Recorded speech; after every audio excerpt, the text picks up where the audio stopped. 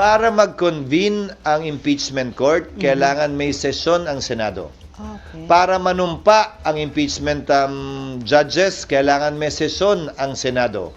Bagaman ang trial pwede mag-proceed kahit na recess, tulad ng nangyari kay dati at yumaong Chief Justice Corona. Dapat ito'y masimulan, makonvene at mapanumpa ang mga judges kapag may sesyon.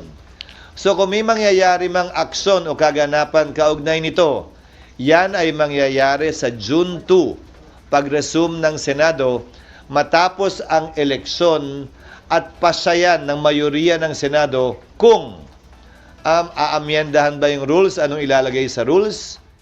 Ayon kay Senador Escudero, hindi pa officially informed ang Senado, partikular na sa plenaryo, sa receipt o pagtanggap nito ng articles of impeachment kaugnay nito. Paliwanag ng mambabatas, hindi ibig sabihin na pagkatanggap ng dokumento ay kinaumagahan o dali-dali ay isasagawa ang mga proseso kabilang na ang impeachment trial. Wala rin anyang rason para magbago ang schedule ng Senado kung saan huling araw na nga ng mga sesyon kahapon bago ang break nito simula ngayong araw hanggang matapos ang halalan hanggang June 2.